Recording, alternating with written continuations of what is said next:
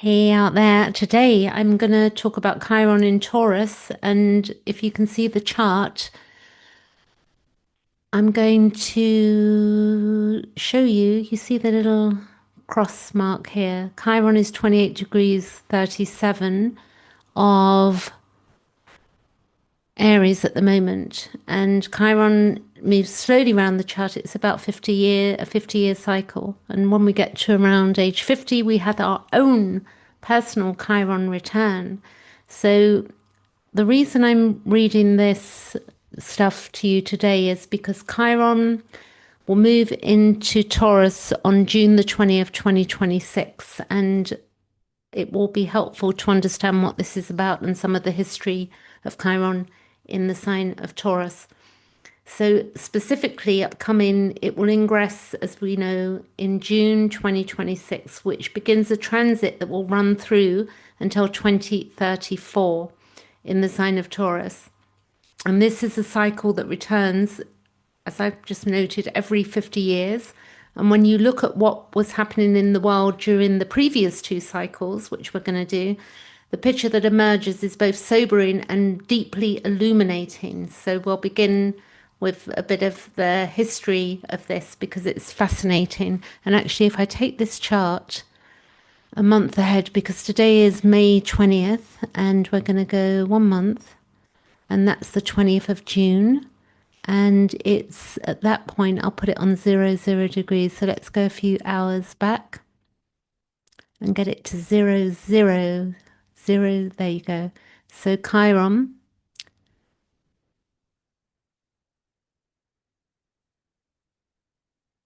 you can see here. So I will say actually in the USA it will be June the 19th, but in the UK it's June 20th. But literally it's happening late in the day, as you can see here. So, or yeah, on June the 19th here. It will be happening late in the day for the USA. Oh, actually, it's the 19th of June for the UK as well. So it's the June 19th. So sorry for that confusion. So on the 1st of November 1977, there was an astronomer called Charles Kowal, Kowal. And then he was working at the Palomar Observatory in California, where he discovered a previously unknown object orbiting between Saturn and Uranus. So Chiron is actually known as it's the bridge between Saturn and Uranus, and he named it Chiron. And here is the first synchronicity that stops me in my tracks when I think about it, because Chiron was discovered in 1977 and during its own transit through Taurus. So it was actually discovered. If we go back to 1977 up here, I'll show you. And I'll put 1977. And you can see here that Chiron was in Taurus when it was discovered, which is fascinating. So if we go actually the 1st of November, it would have been, that's where it would have been. I'll tell you what degree, actually. If I put in the exact date, we can look at the degree that it was discovered. So we'll go November, 1st of November, November 1st, 1977. So it would have been, it was discovered at 3 degrees of the sign of Taurus. And at that time, he named it Chiron. And that synchronicity, as we know, is really quite a synchronicity that we're now reading Chiron in Taurus. And the wounded healer announced itself to human consciousness during this very cycle that we are about to re-enter. And it's this, if we look at what's going on currently and we go back 50 years, which we're going to do, and we're going to look at what was going on then. And it's the myth itself is ready to become visible, because this is clearly it was cycling before that, but then it was named in 1977. And with the myth, Chiron's story begins even before his birth with something that will resonate with everyone who has ever felt unwelcome in their own body or in the world. His mother, Philaria, a sea nymph, and his father was Kronos, the Titan, who came to her in the form of a horse. And when Chiron was born, half man and half horse, Fulya was so horrified by what she had brought into the world that she could not bear to remain as his mother. And she begged the gods to transform her into anything else. And she was turned into a linden tree. And Chiron came into existence already abandoned, already rejected because of the form his body had taken. And the wound preceded everything else.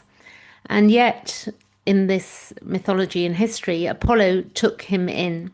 He was raised by a god, educated at a transpersonal level when the personal mother could not hold him. And he became extraordinary among centaurs, where the others were wild and instinct-driven and unruly. Chiron was civilized, wise, and deeply gifted. And he became the great teacher of Greek heroes, Achilles, Jason, Asclepis, and Hercules. Sorry if I've pronounced any of those wrong, but I know that I think we will get the drift of what I'm saying. So all passed through his hands. He was a healer, an astrologer, a musician, a prophet. The one who had been rejected because of his form became the one everyone came to for wisdom. And his wound came from Hercules, one of his own students. A poison arrow tipped with hydra blood struck him by accident. And because Chiron was immortal, he could not die, but the wound could never be healed either. And he lived with it. He knew the medicine and healing better than anyone could not heal himself. So, it was like anyone could not heal himself. He became the wounded healer. The one whose suffering became the source of his deepest wisdom and compassion, because he knew what it was to be in pain, and the pain that could not be resolved. And eventually he surrenders his immortality to free Prometheus and was placed among the stars. And the wound became the vehicle for liberation, not his own liberation, but the liberation of others. So we can see that. I mean, if we look at our own lives, and you might see something in your own life where you've been wounded in your past by something, and your wisdom and through your own integration of the wound, you've been able to help and heal others, maybe who are having similar issues or similar wounds. So this is the archetype we are working with, and we know that it's returning to Taurus 3 times in our recorded astrological history, each time approximately 50 years apart. So we know it was 50 years ago that we came across this in 1977, but I'm going to go back further than that and show you some information of what happened the last 2 times it was in Taurus. So 50 years apart, each time following the same remarkable pattern of entering the sign, dipping back briefly into Aries, which it's going to do because it will go into the sign of Taurus, and then it will go retrograde back into the sign of Aries. And then it will spend 7 to 8 years before moving into Gemini. So it's going to be there for quite some time. And Chiron was in Taurus from the 25th of May. These are dates that I've collected from some research. So Chiron was in Taurus from May 25th, 1926. And then it went retrograde back into Aries on October 20th, 1926. And then it returned to Taurus on March 1927.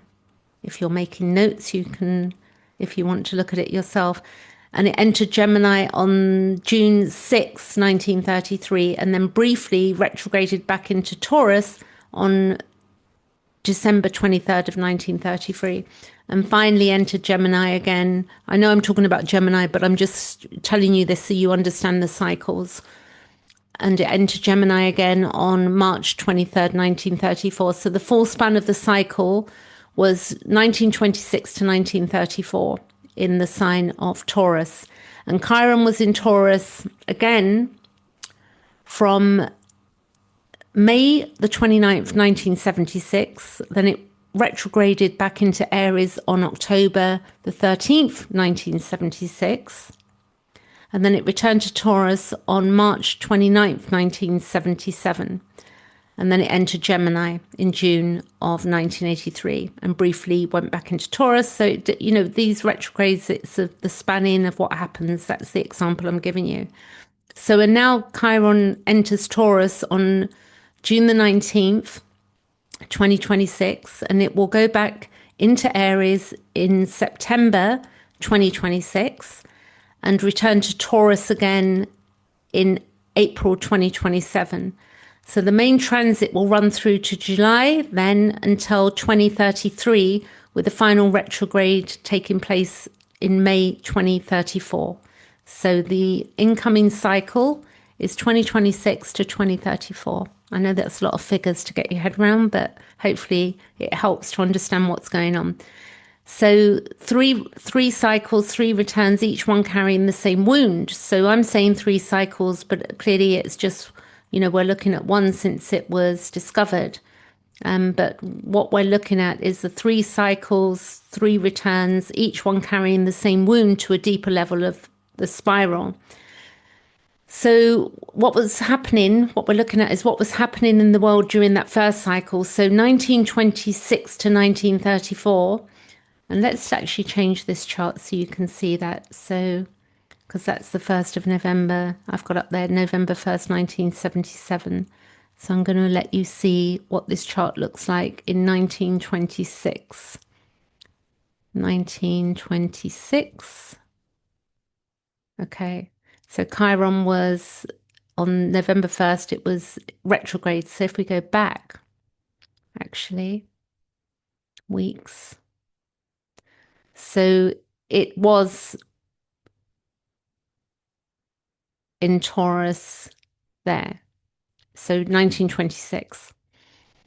And the signature is Taurian. We had what happened in 1926, and clearly the Chiron was there for a number of years. We had the Wall Street crash of 1929, and that brought the Great Depression. And what followed was a global wound around worth, value, resources at a scale never seen before.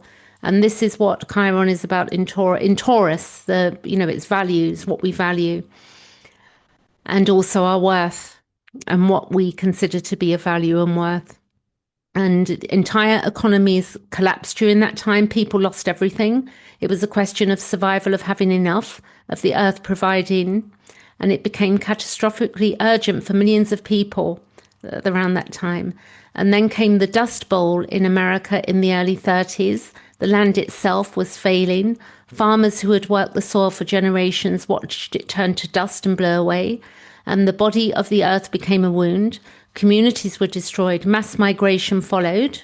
And also the running underneath all of this, the rise of fascism in Europe carried within it a specific question around whose body had worth, whose life had value, whose existence was considered acceptable. And that question would reach its most horrifying expression in the years that followed Chiron's departure from Taurus. And then we have the second cycle, which was 1976 to 1984. And it's the same wound in a different sort of way, a different register. And I want to spend some time here because the correlation between what was unfolding in the world and Chiron's position in Taurus is precise in a way that is genuinely, interesting. It's really interesting and extraordinary because we're having this Chiron Taurus now. So in 1976, the conditions that would become AIDS were already forming silently in the body of the collective, and it was unknown. It was unknown and unnamed. So that was HIV and AIDS. By January of 1981, Chiron was at 13 degrees of Taurus retrograde, and it was in 1981 that the first cases were reported publicly, and the wound broke surface into consciousness. So, it was there, but then it broke into the consciousness of humanity. And again, we got the body, Taurus, and it was visibility. And, the body was undeniably marked during this period of time because it was affecting people's bodies. So in 1982, the condition was named AIDS, and that's the wound that was happening at that time for humanity.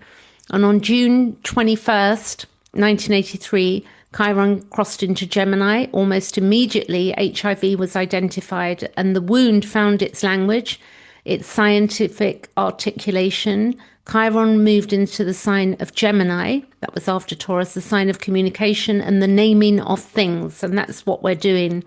It's very interesting. We've got Uranus in the sign of Taurus, in Gemini, which is, communication. So Uranus is doing something else there. It's breaking free of limitations around communication. So I'm going to come back to 2026 and just keep that chart there for the time being. So, if I'm clear about the AIDS crisis, because to speak of it only in terms of an illness and medical discovery is to miss the deeper understanding entirely. The early years were marked not only by illness but loss, but by fear. So when this came into the consciousness of people, and people didn't have a name for it, it wasn't just loss. There was also fear. There was stigma. There was homophobia. There was government inaction in many countries. And there was widespread public misunderstanding, and entire communities and the gay communities experienced profound collective trauma through the 1980s into the 1990s. And the message being communicated to those communities by governments, by institutions, and by much of society was devastating to people. It was saying, your body does not matter. Your life does not have the same value. Your grief is not worthy of our attention. And resources also, that people weren't worthy of resources. And that is the Chiron in Taurus wound at its most brutal and its most naked. The wound of whose life is considering worth saving. So in a way, we can currently see this with the wars going on. So we know that Chiron is leaving Aries in 4 weeks by the looks of it. I'm just bringing the chart back to the 20th of May, which is today. I'm going to take it a day forward, giving myself a break from talking as well. So the death toll through the 1980s and 1990s was devastating. Communities lost entire generations of friends, lovers, artists, thinkers, while governments looked away. And the collective trauma that was carried through all of that, the grief, the anger, the abandonment, the sense of being deemed disposable, that does not simply resolve when effective treatment becomes available. So when the effective treatment became available, it didn't dissolve all of that grief. It lives in the body of those communities still.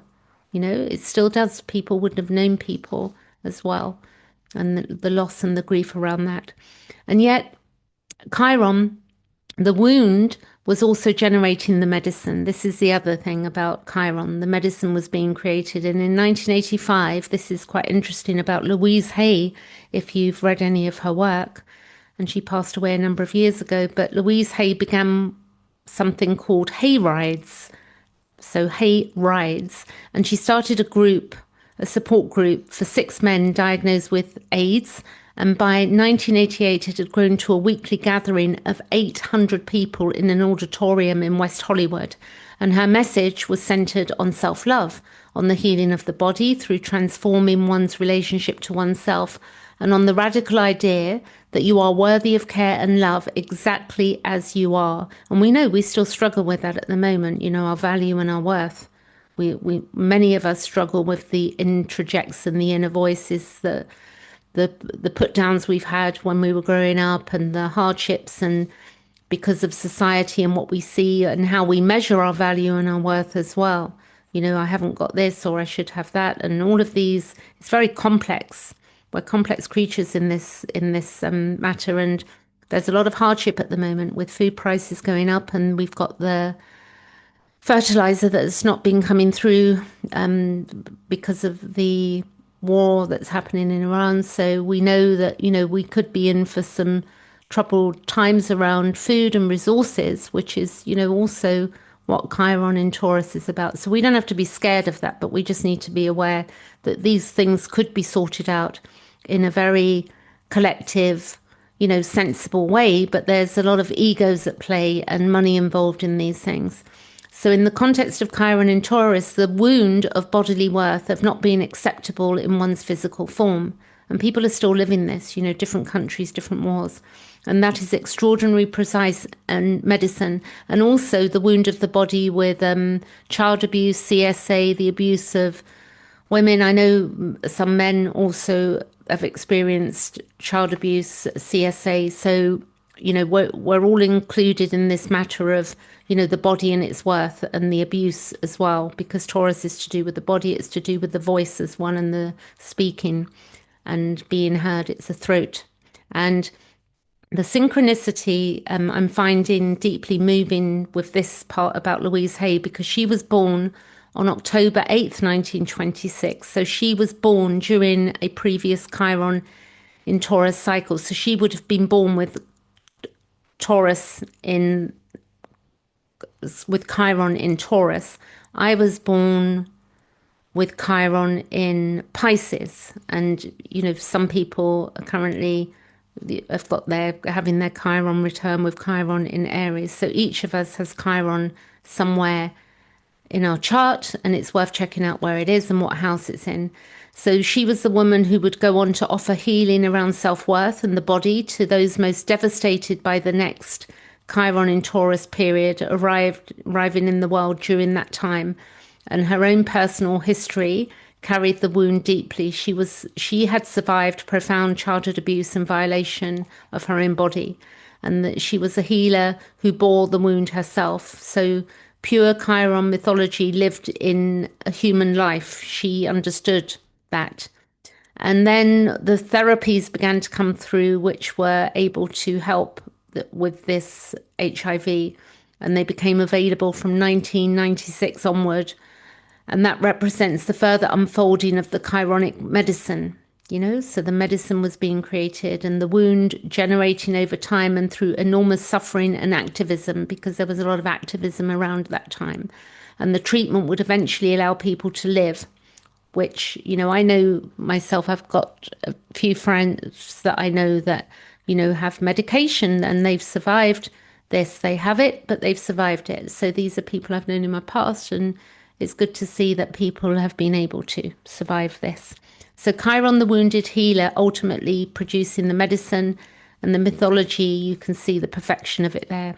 So if we look back at what the astrologers and depth psychologists tell us about the nature of Chiron in Taurus wound itself, because this deepens the picture considerably and points towards the incoming 2026 to 2034 cycle and what it may bring. So I do have 2 books on Chiron, and one is by Barbara Hand Clow, and there is another lady called Melanie Reinhardt. Both wonderful books to hold if you go and, if you're looking for books on Chiron. I suggest they're both good because they both come from a different angle, but they're both good books to reference to. So Barbara Hand Clow described Chiron in Taurus as a position where the search for values on the material plane predominates. What is right or wrong, permanent or not, becomes a crisis. And she notes that those born with this placement are preservers and manifestors of value that already exists, rather than originators. So we don't have to, we really do need to preserve and understand the value of things that already exist. And we don't need to be the originators in order to begin to put things right. And there can be a lot of guilt around this, the feeling of not having made our own mark, There can be, so we can look at that, we don't need to feel that, but there can be like, well, I'm doing it's not so special what I'm doing. It could be that we've just decided to make a mark, but it's not our own mark. So she also identifies something that maps well onto the historical periods we've been looking at. And, it was a desire to define values in general, and with it, the danger of believing that one's own values are the only correct ones. So what we've got to watch out for is just thinking my values are the only values, the dogma of that, and I'm the correct one. And if we look at the Great Depression period and the ideological rigidity rigidness. It generated fascism on one side and hardline communism on the other, and each absolutely convinced of the righteousness of its own value system. And we still play these games with each other as human beings. You know, who's right, who's wrong, this party, that party, this politician, that politician. So if we look at Thatcherism and Reaganism of the 1976-1984 period, again, a very specific and aggressive imposition of a particular value system around money, around worth, around resources as the only possible truth. The Chiron in Taurus shadow, both natally as well as a collective transit, is fundamentalism around values. So we can become quite fundamentalist about values, you know? And then Melanie Reinhardt, she takes the wound to its deepest developmental root. And what she is saying is remarkable. Chiron in Taurus, she says, is where we separate from the mother to derive our sense of substance from our own body rather than hers. And our sense in this territory is rooted primarily in the instinct and bodily experience. And if there is a wounding at that transition, we may later project our instincts and body sense onto other people or material objects. So, you know, if we've not had a good enough mother, you know, that could be very problematic. Or, you know, there is a saying, you know, like a village to look after children. You know, it's very difficult when we've not had a good upbringing because we can project all sorts of things and, you know, sort of like get lost in life. So we could feel a lack of self-worth, a lack of self-worth, and being unable to value ourselves if we're not really nurtured in the way we need to be. And we may feel insecure and insubstantial. So this is not just the mother, it's the father as well, because the father, the father's role in a child's life is to give the child, particularly with a daughter. And Simon Vorster of Raising Vibrations taught me this. He told me that the father is the one that teaches the girl her value. Yeah. So if we don't, you know, if we haven't had a good father figure or a good enough, then we can be very low in that area and not really regard ourselves very well. So we would not feel solid or safe. And then we would attach great importance to maybe physical objects, you know, material possessions, thinking money is going to solve everything. And of course, money solves a lot of things, but it's not everything. And clearly, if we look back of the years of the Great Depression and other years of historical downfall in the financial markets, we can see that people make money and they lose money as well.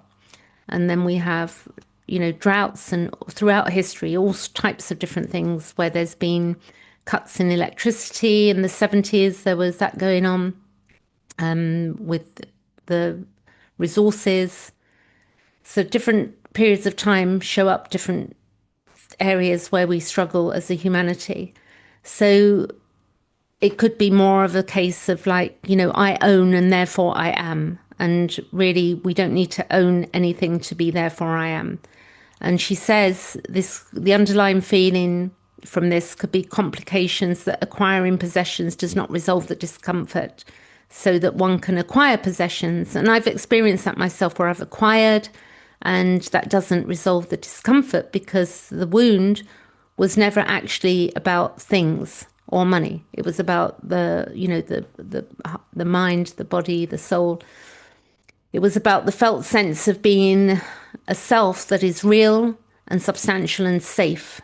And if we've not had that, it can really be confusing as we try and figure that out through life. And it takes a while to figure it out if we don't have the right role models. But also we need to gain wisdom, which takes time and living through our own lives.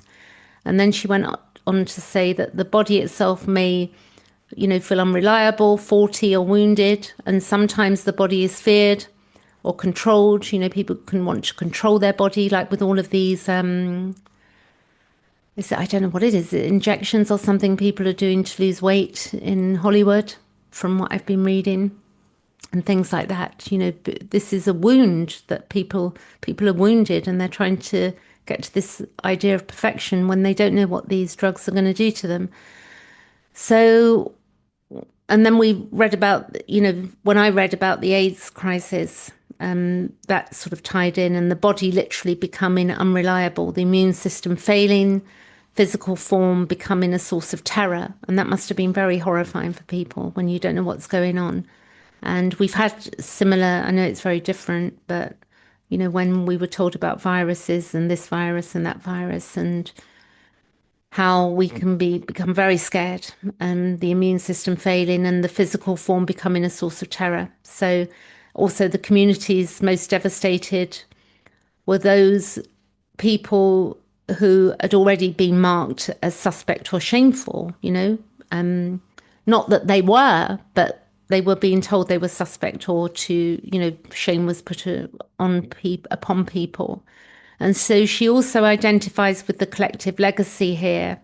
The thing that is really important in the incoming cycle. So the mistreatment of the earth is really something we need to take on board, and it may be felt personally.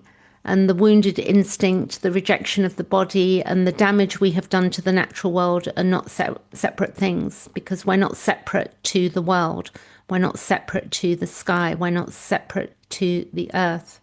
I see in the UK where, and I know it's all over the world, the chemtrail thing where they're the spraying of the skies. And then it's like, I know that in Florida, the guy out who runs out there, he's basically stopped this from happening. He said, we're not having that here. And and then we've also got cloud seeding. We don't know what all of these things do, long term, and the devastation they cause. We're not in control of everything, and human beings are trying to control things that are really beyond our control. We're on a planet flying through space, so we need to get our act together. So it's a sense of disconnection. Like, I can control that, and also, we need to get a healthier relationship with our body, our food, and the earth itself. And we start with ourselves. That's how we start. We start in our daily, we can't change the world, but we start with our own small daily actions, in our choices of how am I treating my body? What does my body need? Now, what's really beautiful is that Taurus is, connected with Venus. So the prescription for healing is Taurian, and it's simplicity. So how simple can I make it? This is a good thing to think about. How simple can I make my life for myself? So I've got time to be slower and to, take in the beauty. And how can I really look after my body? Learning to trust our instinctual wisdom of the body, and listening to what it tells us. Eating when our body is hungry, and not eating junk foods like that. And then resting when we need to. When do I need to rest? Do I need a nap? What can I do to improve my sleep? These questions are really quite beautiful. To care for ourselves as we would care for a child that we loved. And we need to treat ourselves in a similar manner. And that self-love begins with loving that inner child, which most of us have a huge disconnect from. So it's where we can allow pleasure in personal grooming, and the physical sensation of bathing, and simple things like taking time to brush our teeth nicely and cleanse our skin, or whatever it may be, moisturizing, using healthy things on our body to moisturize our body. Like I use jojoba oil, however you pronounce it. I don't use any of those dodgy creams on the supermarket shelves. I like to be very natural in what I'm using myself. But we use what we use, but just be aware what we're putting in and on our body. And we can befriend the body rather than controlling it or dominating it. And healing can come through different things like massage. It can come through walking, movement, and through the simple sensory richness of being in a body on earth that can be touched, smelled, and tasted. That is our medicine here. And Chiron in Taurus also encourages living in one's own values even when that means going against the mainstream. So here we need to be mindful because, there can be going against the mainstream in such a way that we're just, in a manner that's not really doesn't have compassion for others. But it's not about that. So in 2026, with everything that is currently happening around us, with the resources, about whose body matters, because that's what wars are about as well, like, these things that go on around us and the abuses, the sexual abuses of children and such like, and painful things that happen between human beings. We need to be able to, that we all matter. And that is the reality. So, and we matter our connection with the earth and the land. And so, from my own work with this placement, I think that Chiron in Taurus is asking us to integrate our values and our self worth.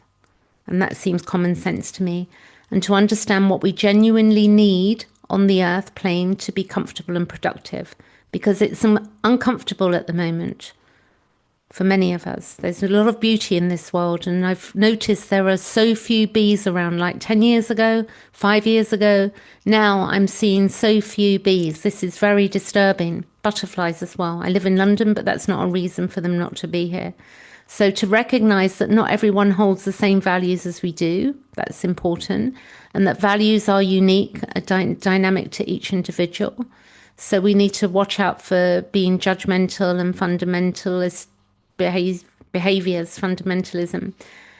And if we practice, I mean, it's difficult because we do have, you see this, if you see my marker coming back to the screen, because the screen really isn't doing much, is it? You can see here, you've got Uranus at 1 degree of Gemini. And with that, this is sort of a disruptor.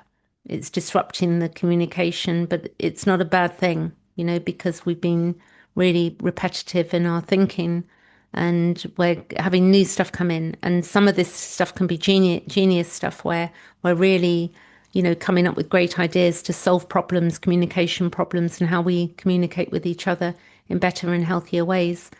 So as what I was coming back to, so the grounding really, I would say actually Uranus in Gemini, that grounding sounds really boring, but we can do it. You go and sit by a tree or under a tree and put your feet on the grass, and just let nature do its work, and simplicity and the purity of that, and know that we're in a beautiful position, for giving to others as well, for not forgiving, for giving to other people, helping people.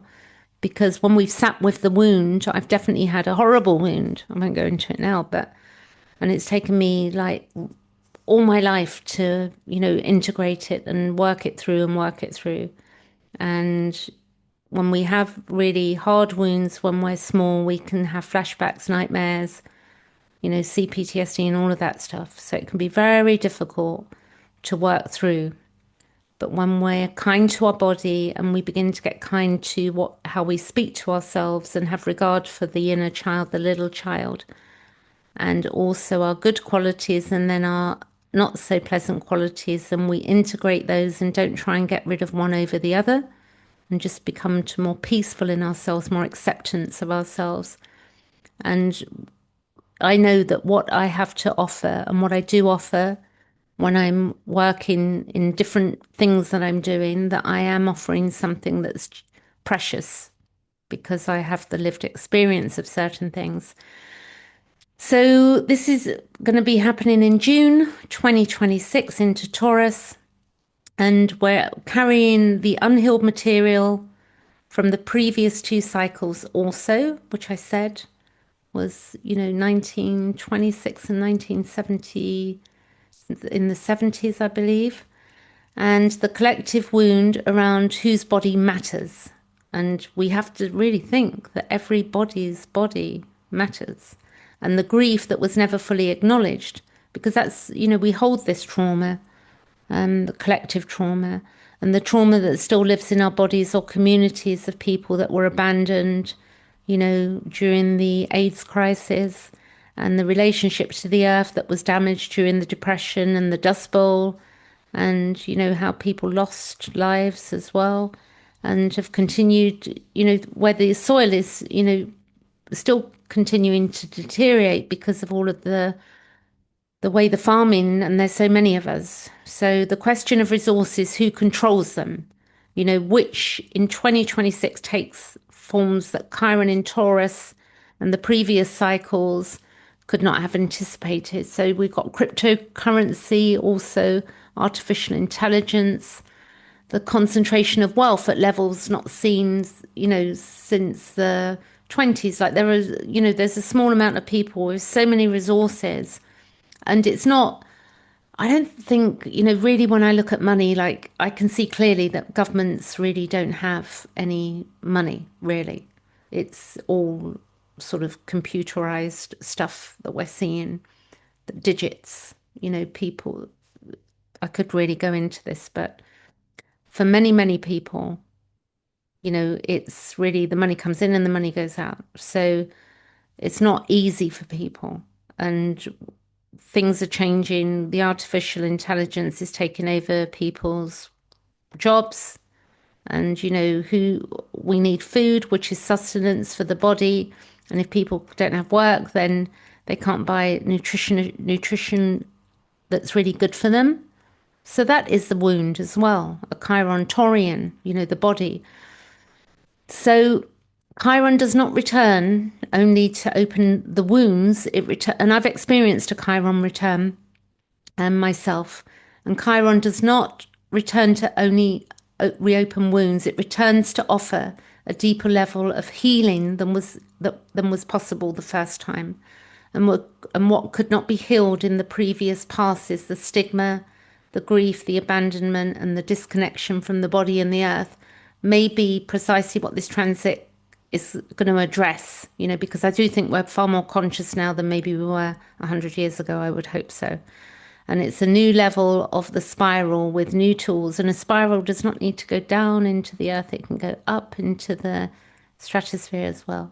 With new tools, new awareness, and the accumulated wisdom. There's so much wisdom in this world of everything the previous cycles have taught us. So Chiron was discovered in Taurus, and it was announced to us during its own transit in Taurus through this sign. And the wounded healer carrying Chiron in Taurus in his, own natal chart, really, Chiron in Taurus. And Barbara Hand-Clow, she mentioned that bringing the wound of worth and body and value at its own deepest material. The myth is nearly 3,000 years old. It first appeared in Homer in the 8th century BCE, and it is alive today and as urgent now as it has ever been. So the question Chiron in Taurus will ask each one of us over the next 7 to 8 years is the same question it is always asked. Do you know your own worth? Not the worth that others assign you, because people, but who can assign us our worth, really? We assign our worth as adults, and not the worth that others assign, but the worth that is measured in what we own or what we produce. And that could be anything. It could be a gift that, art, it could be anything we're doing, writing, our voice, our collective contribution to taking care of each other. So whether our body conforms to the world, also whether our body conforms to what the world considers acceptable, rather, and our worth, the irreducible, it's the worth of a soul in a body on earth that is alive and feeling and in the need of the same care we are having to learn to give ourselves. So this is the same for others. And that is the wound, and that's the medicine. Yeah. So thanks for listening to this. I'm going to leave it there. And then I think we're coming up to another moon video next week. By the looks of things, I'll double check. But anyway, I hope you have you can book me if you want to have a session with me. That's what I was going to say. You can check out my Link in the description box. I do hypnosis, I do astrology. I'm a peer support worker for a clinic on with CSA, working with people that have had child abuse. Then I understand. I've got been trained with some NHS stuff and I understand the wound because unfortunately I have lived experience, but that's another story for another time. In the meantime, I'm leaving it there and I hope you have a lovely rest of the week ahead. Thanks for listening.